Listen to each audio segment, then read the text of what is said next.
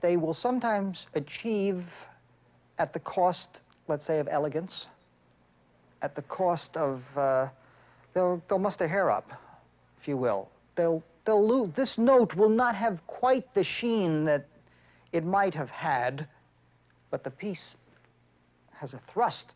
When they get out in public performance, there is a freshness about it and an excitement about it that makes it a very unique experience. Sometimes they get so serious that something has to be done to lighten them up a little bit. The gestures that they make are large musical gestures, certainly very well planned and well thought out, but dramatic and exciting. They have this incredible style that's all their own, that comes from all four players, but it hits somewhere about 10 feet out and says Cleveland Quartet.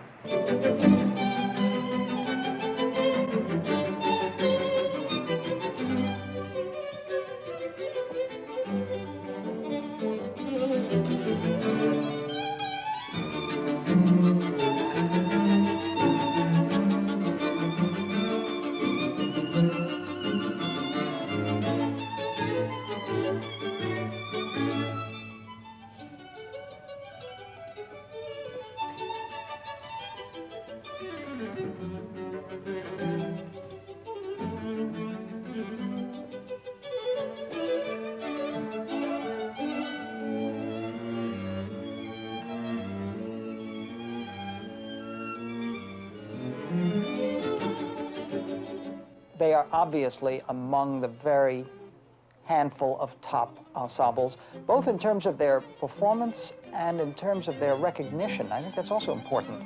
There are a great many marvelous young string quartets, due to a few quartets of which the Cleveland is one. Quartets that showed that not only you could have a marvelous performing mechanism here, but that you could make a living at it, that you could really have a quartet and find audiences.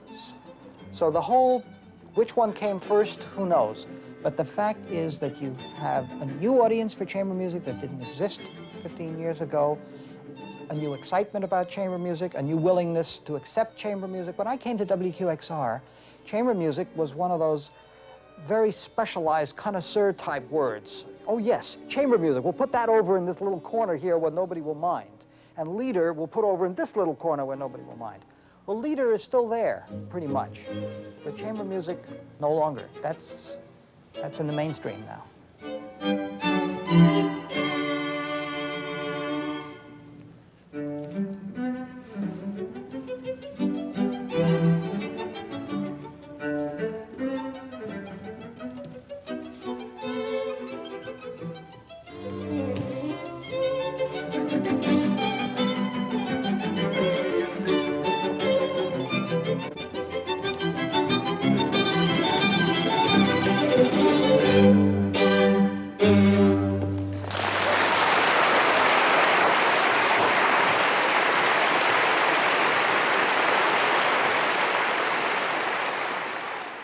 Music in general and string quartet playing in particular is almost everything to me. That's my life. It's,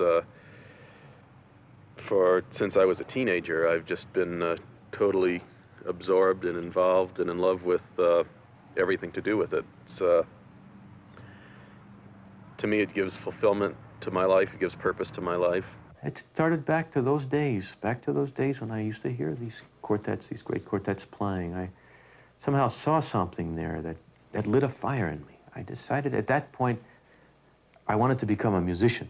That was the first thing, because string quartets somehow inspired me to the art of music, to the beauty of music. And I decided I was about 11 years old, and I decided that's for me. Playing some of the very best music that has been written for any medium. And this is a wonderful, challenging, and inspiring experience, especially to try to communicate this music. You can achieve sometimes so pure a sound if the balance is right and the intonation is right. If the sound that each one produce is even, such a pure sound that you almost imagine as if the overtone of the chord that the quartet is producing, as if the overtones are somewhere making love in the sky or something like this.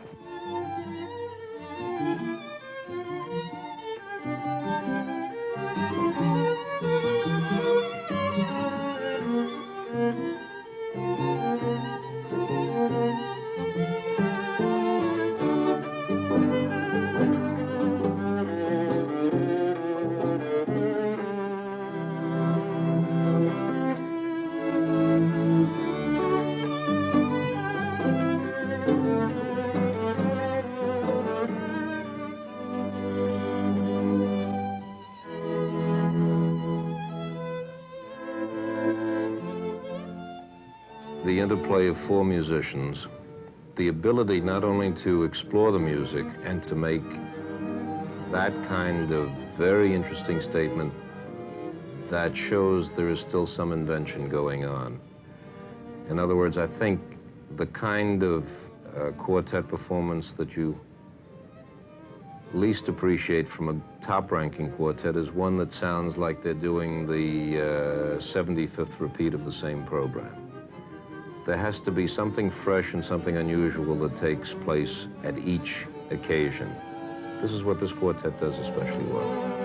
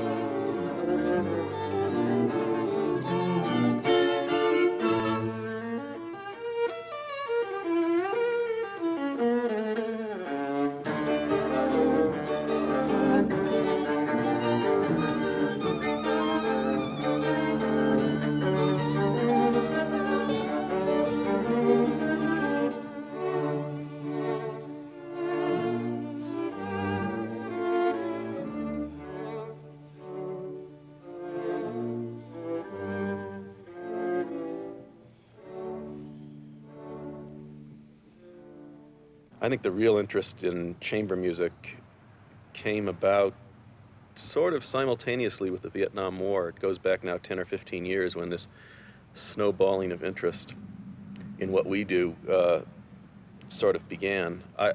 I have some personal theories about it. I think it has something to do with the need for sincere and personal types of experiences that the college generation during those years was particularly looking for. People say that the best repertoire, or musical repertoire, is in the string quartets. Of course, I would say that it is true, but you know, when I listen to the Third Symphony of Mahler, I think this is the best music that one can really dream about. For me, the thing is that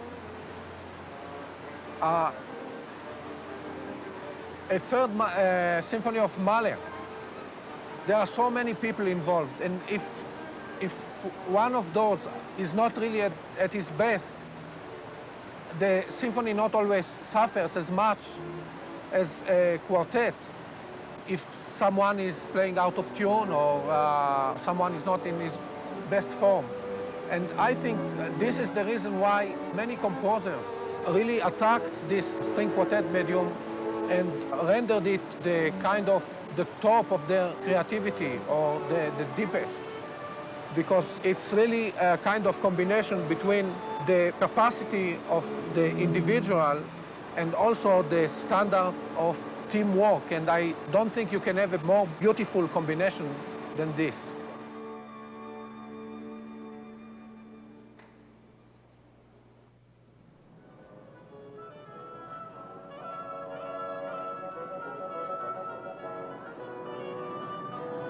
When this school was opened in 1921, George Eastman gave interview with the New York Times in which he said it was just vital for the future of music in the United States that we attain a larger audience for good music of all kinds. I certainly see the public for good music growing, and I see the chamber music program and the Cleveland Quartet playing a major role in that growth over the years ahead. I think the quality of string playing in the Eastman School has been enhanced markedly in the course of the last 7 or 8 years. We have a wonderful string faculty, but I think that the Cleveland Quartet has played a very vital and central role in the improvement of our string performance during that period.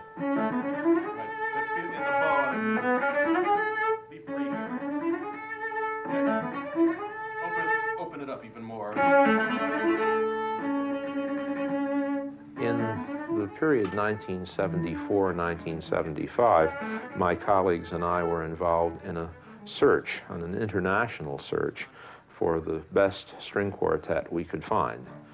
The Cleveland Quartet was, and is, even more so in the meantime, a first-rate ensemble, deeply committed to teaching, vibrant and articulate as human beings, and committed to the future of music and to larger issues involving the future of music in America. It is with great pleasure that we welcome you to the listening room. It is with enormous delight that I tell you that the Cleveland Quartet is back with us. One of the nice things about the Cleveland Quartet, among many others, is that when we did our first broadcast, they were sort of, as we were getting started with the show, they were getting started with their careers, and they hadn't made recordings, and so they came and they played for us in the studio. And I remember when they signed their contract with RCA, I say, uh-oh, here it goes. Once they've got records, they're never going to come and play live again. And they said, no, no, no, we will. But still, with us, they are this morning, and they're going to play for us. And I'm delighted that it's a work that they have not yet put on disc, the Ravel Quartet. Meanwhile, Cleveland Quartet, Donald Wallerstein, Peter Salaff, the violinists. Welcome especially to violist Attar Arad, joining us for the first time, and cellist Paul Katz. Here's the Ravel.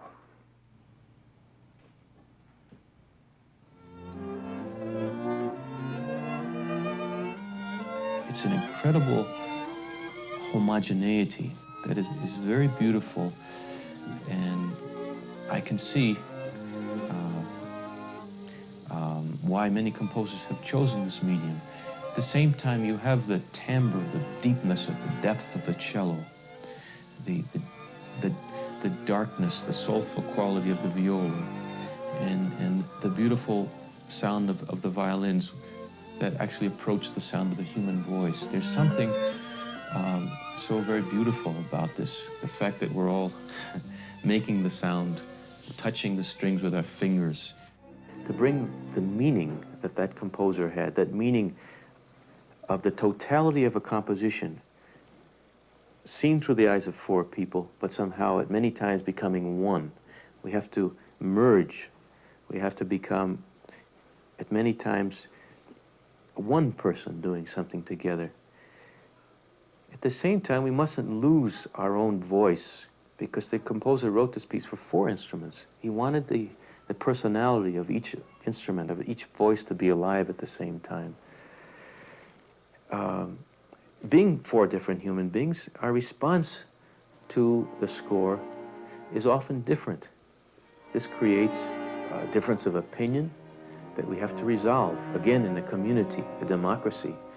At times we have to try many different ideas to decide which one at that particular time in our lives is going to work the best for the 4 of us. I think Peter should play a little more. You're still more than he was. And I really don't hear it. And you have a 4th, but he has a sort of a warm chord in the middle, I think. But although I can hear it the way you're doing it. 2 of them together make a chord, right? It should be a balanced sound between the 2 of them. I know why I don't feel an active moment here. If we can just keep it quiet, that's all. I'll play louder and fuller and warmer.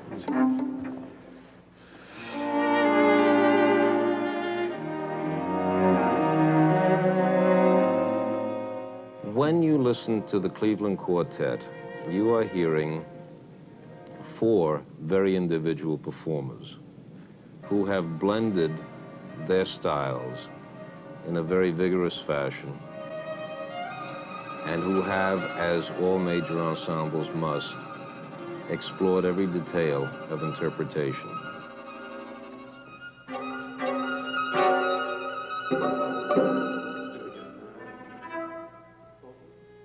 The fact that there's a great admiration for one another, I think, is terribly important. We all admire each other, I think, as people and as musicians. And that element is so terribly important to a quartet. We don't always agree on a phrase, how to make a phrase, or how to play something. But that creates a little bit more excitement and a little more dynamism, because we have to work out. We have to, it's almost as if we're giving birth to a musical composition, going through pain and struggle at times. And when we get on the stage and things happen and they work, and we feel that the audience has been touched, then we know that struggle and that somehow that effort and the sweat and those hours have really been meaningful.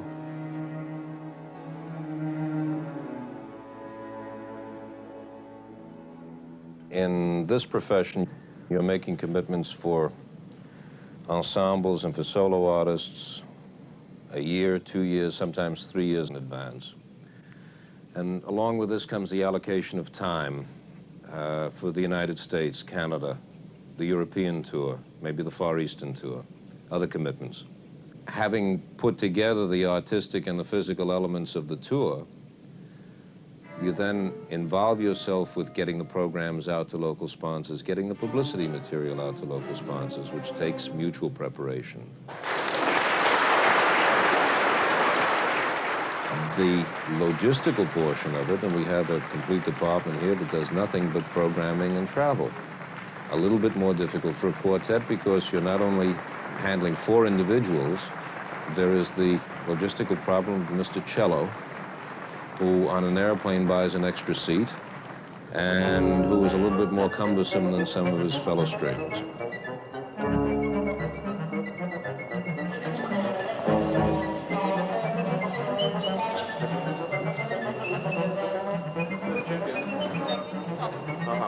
That business with the cello in the Vienna airport, I tell you, I think the cellist in a string quartet deserves an extra 5% of the fee, you know, for all that one has to go through. It was so typical, you know, arriving there and having this woman look me straight in the eye and say, first of all, that there was no reservation for the cello. Then I think she found a reservation for the cello, and so the cello could go, but then I couldn't go. She couldn't find a reservation for me. And then finally we solved the whole problem. Wonderful. And booked under cello. This business of going through airport security, I think it's one of the great traumas for me of traveling in a foreign country, because if I don't know a language well enough to explain what's in this cello case, and people just don't realize the delicacy of the instrument, the historic value, they don't know what they're handling. And they open a case and they stick their fingers in there and they start messing around, you know, with a Stradivarius, and it's really frightening.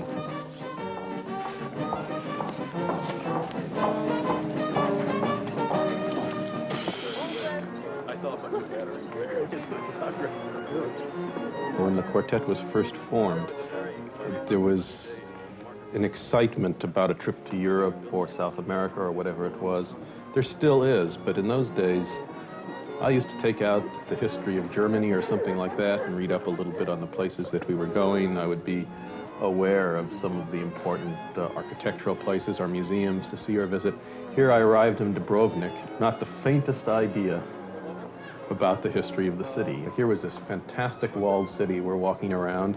I've got no idea whether it was built in the 3rd century or the 13th. There just wasn't time. I feel that we don't see a lot of the cities that we are visiting. And sometimes I wish there will be something in the tour which will give us time to to see more, though I'm sure that Dan and Peter and Paul, and maybe me too, we would use it for a rehearsal. But for me, Dubrovnik was a bit different, and this was one of the pleasantest times in the tour, because we had one day and each one could do whatever one wants. And I prefer to, to lay in the beach and profit from the sun. For me, Dubrovnik is something else, because I'm more a seaman than a mountain man. So I was just trying to have the most I can, profit from the sea. Because I'm going to get my shoes wet. But I need a wave.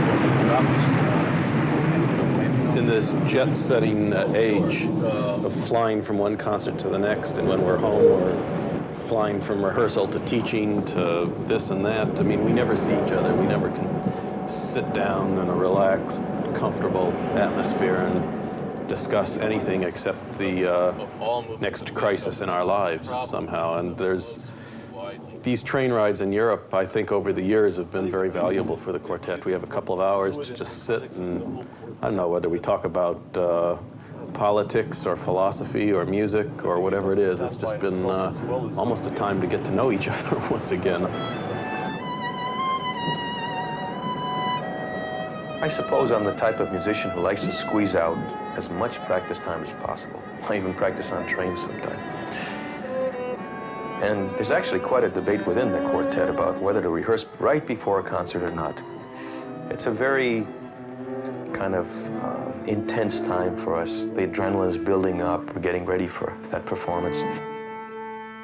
I guess I'm one of those that feels it's very important to play together whenever possible, immediately before the concert.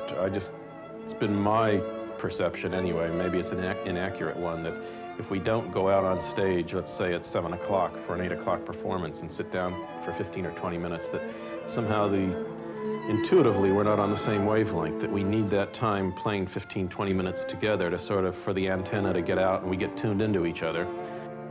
And then somehow the beginning of the concert goes. And now it's a real problem because we are nervous. What is the order of the program? Okay, so here's the program. A minor, B flat, C minor? That's what I think. That's what I think we suggested.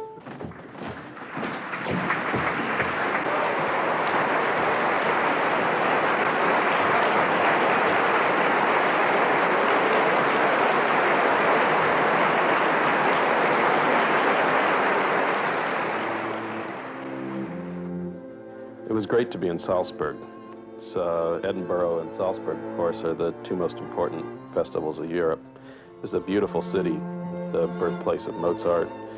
And for me, it was really a chance to walk around, relax a little bit, and to see this musically famous city finally for the first time.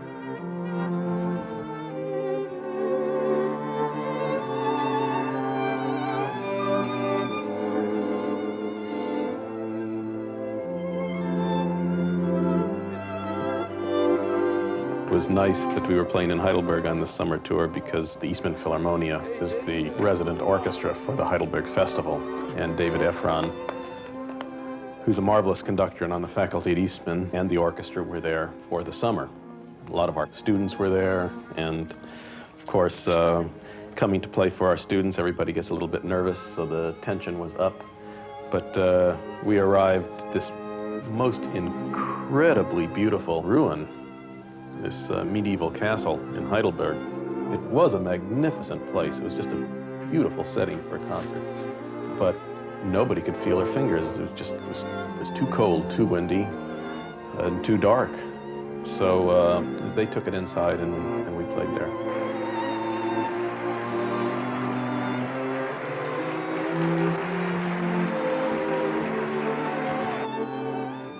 Edinburgh is one of the places that I like most.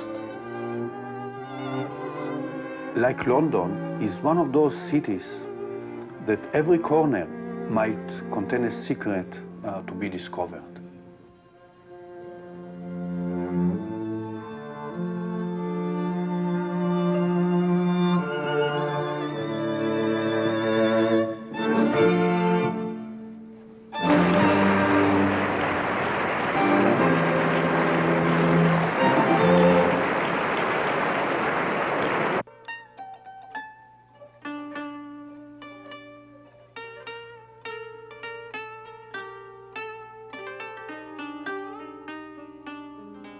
You remember these the two geishas? Remember more than two. And then that we were switching. Nobody would believe it anyway, so don't tell the story.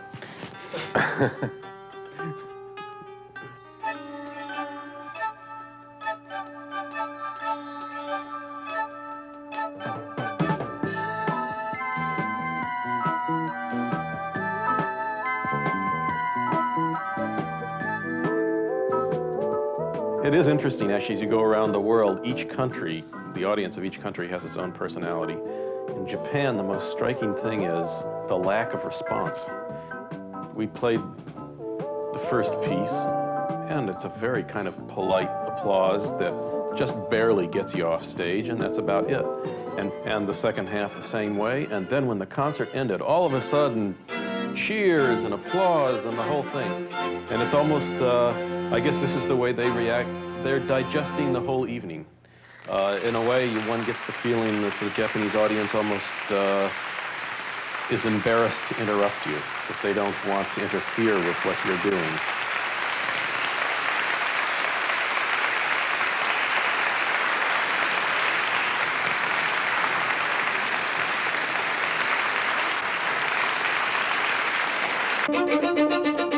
When we're on tour, we often try to spend some time hearing young quartets. It's really a very enriching and broadening experience for all of us. It gives us kind of a break from our very intense performing schedule, and it gives us an opportunity to pass on things we've picked up in our years together. And it's really incredible how technically accomplished some of these young people are in Japan. A bit more sense of conversation. For example, in the second movement, where the music goes from one voice to the other voice, is if somehow you could almost speak to each other with your instruments a little bit more.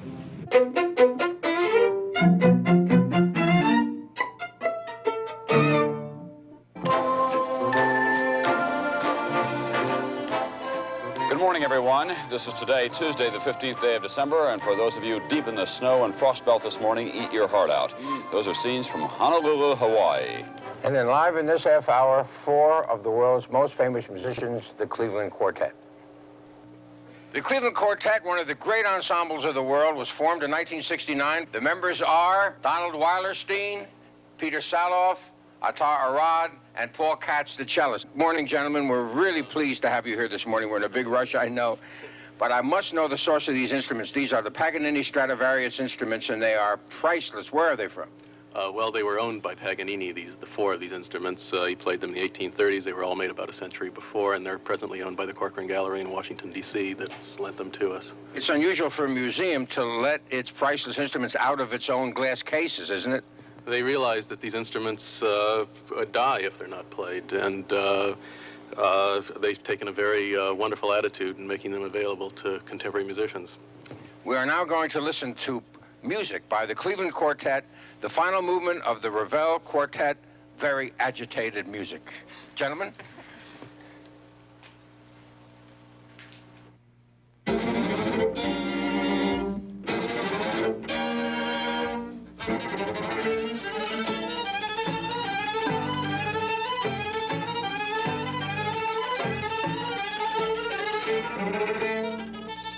The democracy really started right at the beginning.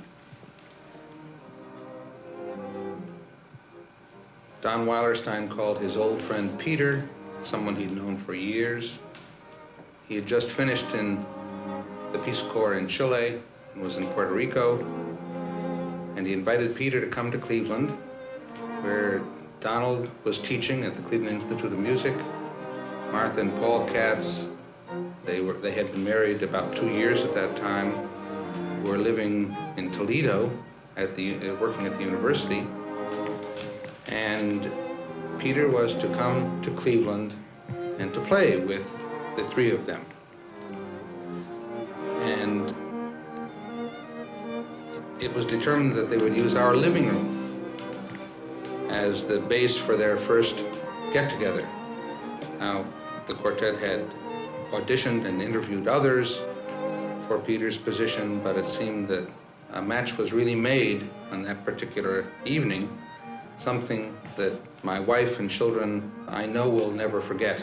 I knew there was a need in Cleveland for a string quartet, and I knew at that point in my career I would like to try to form one. And so I discussed it with them, and they were interested in the idea if the right kind of job could be found for us. So I tried to find the money and the right kind of job in Cleveland, and Cleveland Institute was very interested. Victor Babin heard us, and he thought also the quartet had a really good potential, and he gave us a job. Martha and I met as students in a student chamber music group at the Manhattan School of Music back in the 60s. And we were playing chamber music together before we ever dated. I imagine that's one reason that it worked so well for us. It wasn't as though we first became married and then tried to form a string quartet and learn how to work together. During the first summer when we were at Marlborough and we were forming this group, some very important musicians came to us and said, you know, the Cleveland Quartet sounds wonderful, and we think you have a wonderful future, et cetera, but really don't try and form a string quartet with your wife. It'll just never work. And of course, that we didn't feel that. It just wasn't the case with us. We had 11 wonderful years together in the quartet. We traveled the world together. We made our careers. We made music together, all of that type of thing. It was a very close kind of personal experience. To Martha, a home and a family and roots and all of that sort of thing is very, very important. And that's why when we did decide to have a child, we knew that at some point Martha would leave the quartet. We did an interview from Aspen a couple of seasons back when Attar had just joined the group. We did it actually, it was with you, Peter, wasn't it? Paul and myself. Yes, you and Paul. And we talked, Attar, you weren't there, but we talked about you at great length. Sure. Happily, I was not there. Yeah, and about what sort of a person they were looking for and how thrilled they were to have found you. What sort of an experience was it for you to come in to a quartet that had been ongoing and had been building its own personality for so long? Say it was a good experience. Yeah, it was a good experience. No, Paul, seriously, what was it that you were seeking in the new player, and how long did it take really to settle into where it is now? Well, what we were looking for, first of all, was a first-class instrumentalist, and we were looking for somebody that had his own personality and a communicative gift. Mm-hmm.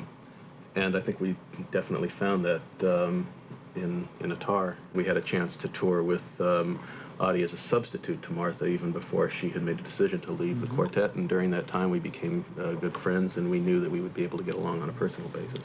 After leaving the Cleveland Institute of Music, we went to Buffalo. In order to go to Buffalo, this is a state university in New York at Buffalo, we had to compete with several other quartets from other parts of the world. And we were, so to speak, elected or desired by the student body and the faculty there at the time. And the major project for us there was to follow in the footsteps of the Budapest Quartet in the performance of the Beethoven, the complete Beethoven cycle. After being there for 5 years, we went to the Eastman School of Music. We were again invited to leave our job in Buffalo, and we are very happy to be at the Eastman School of Music, a wonderful school.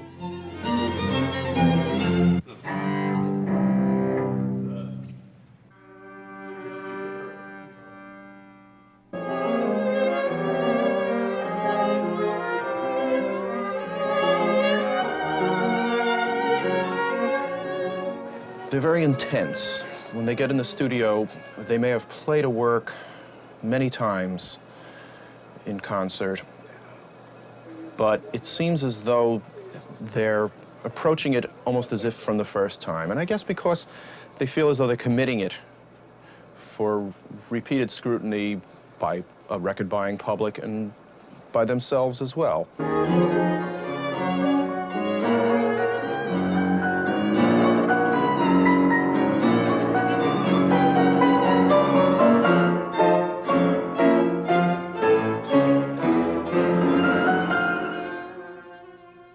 When we're recording with a great pianist like Emanuel Ax, it's a great joy.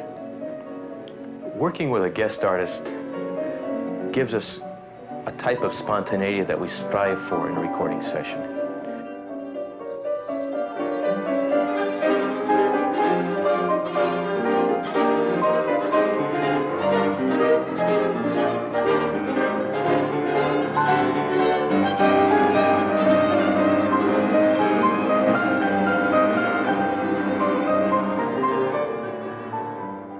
They do a great deal of rehearsing in the studio.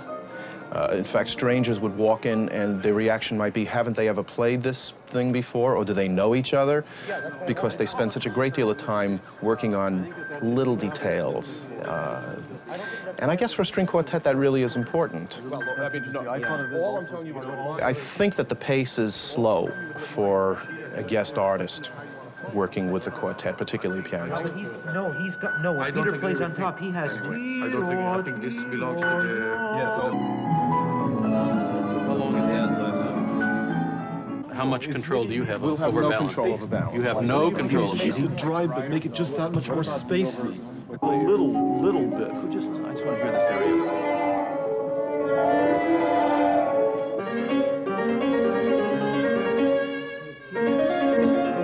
It doesn't have material enough, the sound of the strings. If you want my opinion, I say we leave it and just play well.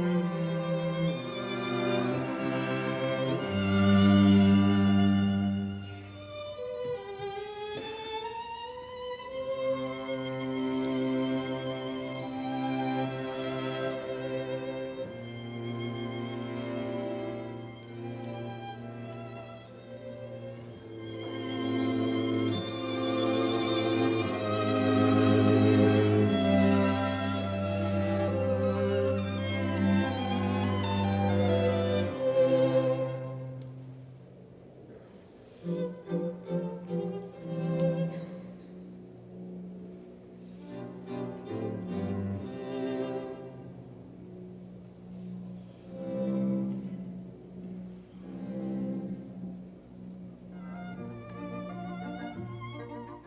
I came to Aspen first many years ago, and this dates back, must be talking back about 25 years ago. And at that time I met Don, and I remember Aspen as being an incredibly beautiful place. Just looking up the mountains, and it was just breathtaking to see those fantastic green mountains on all sides. I just couldn't believe it. It was an unbelievable thing. There's a certain peacefulness about Aspen, being in one with nature somehow. It's just very conducive to the musical experience, to creativity. We started coming into Aspen, I believe, when we were in our third year as a quartet. After a number of years when we felt that this really was going to be the summer home of the quartet, we felt it very important for ourselves to develop something very meaningful here in terms of a advanced program or serious program of chamber music. Klaus Adam, of course, as the whole chamber music world knows, is former cellist of the Juilliard Quartet. And he shared the same sort of desire that we did to do something more special in the chamber music program here. Klaus Adam founded at Aspen the Institute for Advanced Quartet Studies in order to foster the art of string quartet playing in this country today. That sounds really lovely. Could you, before you play it, imagine the sound that you have in your mind? Just listen to be sure the sound has enough substance to it, even if you're playing soft. Too transparent. Yeah, just a little bit more. I mean, if you just try to touch vibrato as you were playing, and the other's playing hardly anything. Just so there's enough substance in the sound, so it has a human quality to it.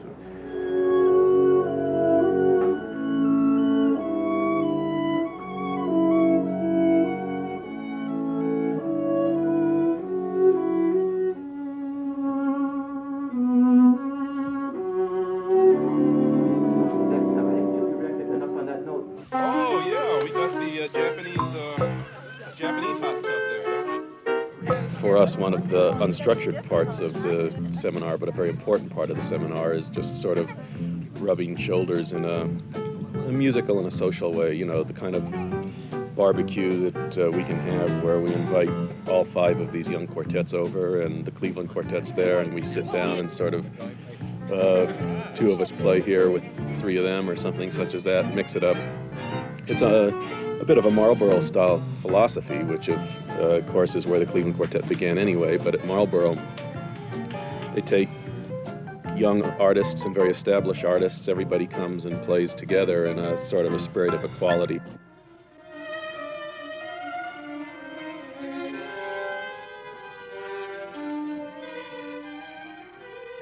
One of the most exciting things for any quartet, refreshing, is to be able to play with guest artists, just so that we get out of ourselves and interact with other musical personalities. And Aspen has given us an opportunity over the last 10 years to play with many of the world's greatest artists. I mean, it's a long, long list. I'm sure I'd leave a lot of very wonderful people off unintentionally. We played with Pinky Zuckerman and Itzhak Perlman and Leonard Rose and Zara Nelsova and Emmanuel Axe and Misha Dichter, and it just goes on, and those kinds of people come through here, and it's wonderful for us. And in addition to that, it gives us a chance, when we want to be able to perform with something like the seminar program with the Chester Quartet, which is a wonderful young quartet that's been training with us. We did the same thing, the Mendelssohn Octet, with the American Quartet that was also in residence here a few years back.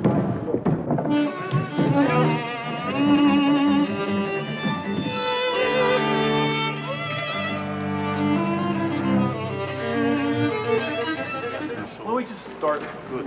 So something. Maybe we can try that unison classic also.